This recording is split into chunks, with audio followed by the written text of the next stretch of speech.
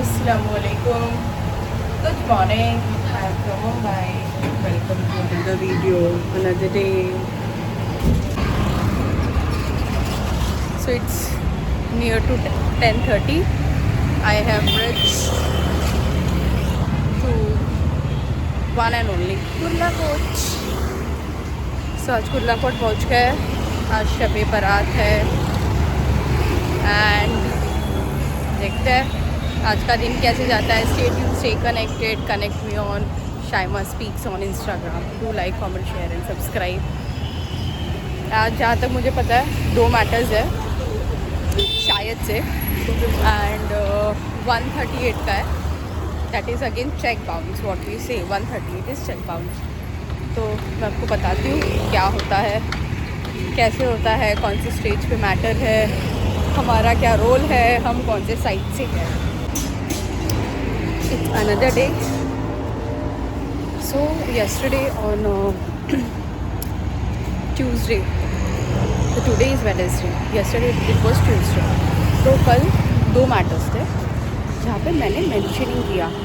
मतलब दोनों क्लाइंट्स आए थे. I was from complainant side and matter was SS. Like जैसे मैंने बताया था, whenever any case number is there तो DV होता है, डोमेस्टिक वायलेंस होता है, पुलिस वारंट वगैरह होता है, तो PW होता है, देन कुछ मिसलेनियस होता है ऑल टुगेदर, तो MIS होता है, वैसा होता है ना. तो ये वाला ये वाला जो कल मैंने मैटर अटेंड किया वो एसएस था. समन स्टाइल कुछ बोलते हैं या फिर समन एसएस था. उसको मुझे थोड़ा सा देखना है क्या है, तो मैं और अच्छे तरीके से मैं आपको एक्सप्लेन कर पाऊँगी. अपार्ट फ्रॉम दैट तो अक्यूज एक में क्रॉस एग्ज़ाम, एक में क्रॉस था, सो नहीं हो पाया. एंड सेकंड मैटर में अक्यूज वाली पार्टी आई ही नहीं थी. तो जज ने मतलब जो भी नेक्स्ट डे होता है या फिर ऑर्डर होता है वो पास आउट हुआ. एंड देन आई जस्ट ये 2 मैटर अटेंड किया. उसके बाद आई वेंट टू होम. तो कल का मेरा ये एक्सपीरियंस था. आज नेक्स्ट डे है. आज देखते हैं क्या एक्सपीरियंस होता है मेरा. Stay tuned, stay connected. Continue blog, continue video. I am sorry. Next day it's Thursday. सुबह सुबह चेहरा कितना अच्छा लगता है ना. तो जो कल मैंने लर्न किया था बेसिकली कि बेल के बाद मतलब देयर इज़ मतलब जो भी प्रोसीजर होता है लॉयर का, तो वो एप्लीकेशन फ़ाइल वगैरह करना होता है. ठीक है. उसके बाद बेल फाइल करने के बाद है ना, there is something called as PR. ठीक है. PR का फुल फॉर्म है पर्सनल बॉन्ड. मैंने थोड़ा सा इस पर R&D करने की कोशिश की because man I was there into the court.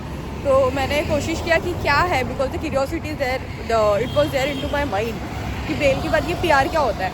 ठीक है. तो उसमें जज ने ऐसा बोला मैं देखता हूँ. तो फिर मैंने थोड़ा सा रीड किया, जहाँ तक मुझे समझ में आया कि कैश या फिर कैश बेल का जो अमाउंट है वो कैश ना देते हुए तो ये पर्सनल बॉन्ड कमिट होता है, जहाँ पे इंसान वो अमाउंट पे ना करते हुए वो प्रेजेंट होता है in the court. I am not sure. मैंने सिर्फ रीड किया और मैं बोल रही हूँ. तो शायद से ऐसा होता है. एंड प्लीज़ कमेंट डाउन कि मुझे मोटिवेशनल वीडियो बनाना चाहिए या जैसा चल रहा है वैसे चलना चाहिए, या फिर व्लॉग बनाना चाहिए जैसे कि दिन भर का डेली का ऐसे व्लॉग बना के डालना चाहिए. Life of lawyer, life of advocate, ऐसा कुछ. तो मुझे उसके प्लीज़ कमेंट करें ताकि मुझे एक आइडिया मिल जाए. आज का नेक्स्ट डे है. देखते हैं क्या सीखते हैं, क्या नया लर्न करते हैं. Okay. Watch till end stay tuned, stay connected.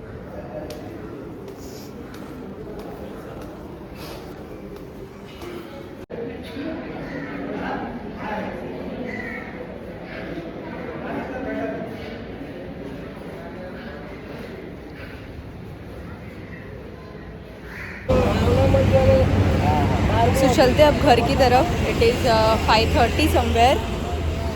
This is the view of the road. This is actually the road of Kurla court. And आज फिर से फेस के लिए डॉक्टर के पास जाना है. I am just tired of my health now.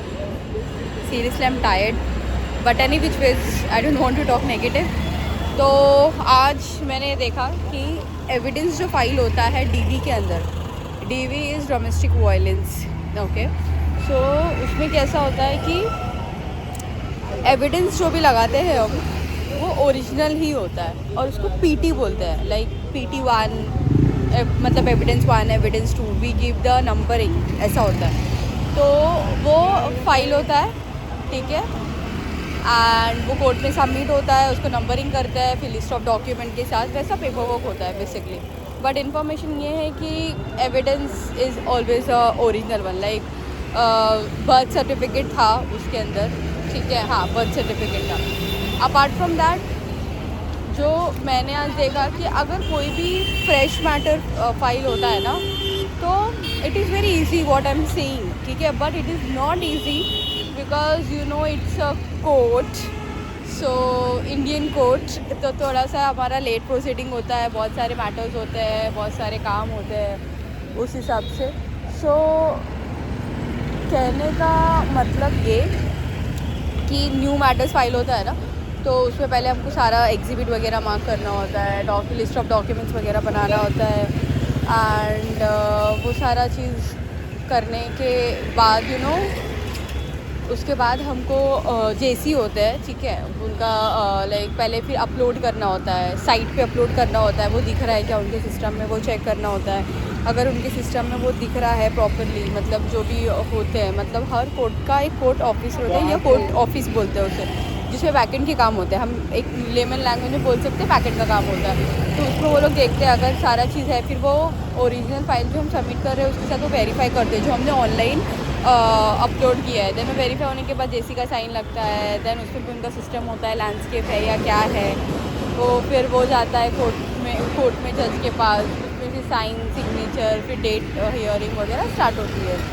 So this is how it works. जैसे मैंने बताया आपको बहुत सिंपल में, 1 मिनट में या फ्यू सेकेंड्स में, but it is not easy, you will not believe. वो ई फाइलिंग के लिए तो कितना टाइम तक खड़ा रहना पड़ा, इवन 1-1.5 घंटा खड़ा रहना पड़ा, 2 घंटा, मतलब बहुत लेंदी प्रोसेस है ये। It is like time consuming to be honest. वो ई फाइलिंग वाले भी जो क्लाइंट था वो कितनी बार आकर गया है, सिस्टम में नहीं दिख रहा है, फिर डबल से किया, बहुत सारी चीज़ें होती है उसके अंदर। हाँ, इवन जो क्लाइंट होता है फिर उससे भी वेरीफाई करते हैं उनका, एंड लाइक उसका आधार कार्ड वगैरह लेके। और जो मैं डीवी की बात कर रही थी, जो डोमेस्टिक वायलेंस, उसमें भी कैसा है कि वो कंफर्म करते हैं, साइन वगैरह वो क्लाइंट सामने होना ज़रूरी है जो हम न्यू एविडेंस फाइल करते हैं। तो ये प्रोसेस रहा। अब इसके अलावा आज का जो मेरा बहुत ज़्यादा मतलब literally it was very emotional moment for me. I cried, मतलब I don't want to disclose anyone's name and all, but whenever there is a domestic violence and divorce matters have been filed, so of course husband wife are there, right? So क्या होता है कि मतलब it is again I am getting emotion. तो कैसा होता है ना, हस्बैंड वाइफ का वो मैटर था, मतलब न्यू बोल रही हूँ मैं, सॉरी, डेट वगैरह था, जो भी था उनका मेंशनिंग। तो मैंने जो देखा ना कि फादर जो डैडी थे एंड और बच्चा आया हुआ था, बच्चा मुझे लगता है 10 साल का होगा करीबन, 10-12 साल का समझ या 10 साल का, ठीक है। तो जब उनका मेंशनिंग हो गया, वाइफ की जो डिमांड थी XYZ, हस्बैंड का जो भी था, दोनों साइड से हियरिंग हो गया, दोनों साइड से मतलब कन्वर्सेशन हो गई एडवोकेट की जज के सामने।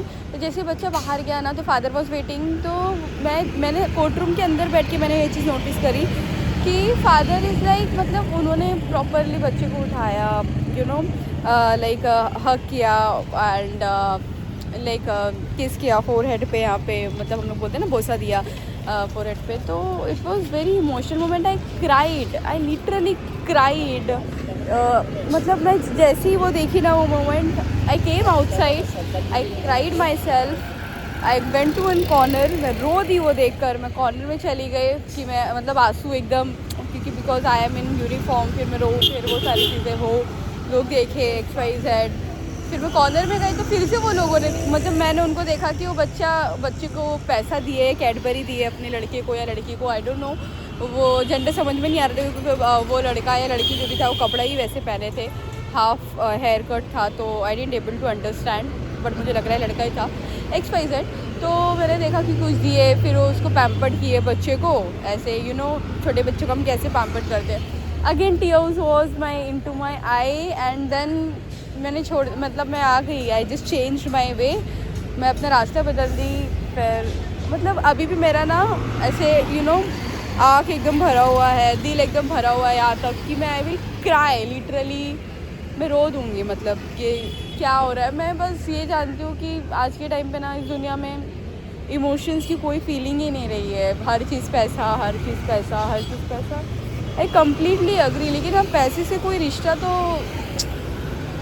मतलब मैं क्या बोलूँ, मुझे ऐसा लग रहा है कि क्या चल रहा है ये, मैं बहुत इमोशनल हो गई है ऐसा। और मैं दुआ भी करती हूँ कि कुछ लोग बोलते हैं कि वकालत में आपको इमोशंस छोड़ने पड़ते हैं, वकील हो आप, but I am trying my level best.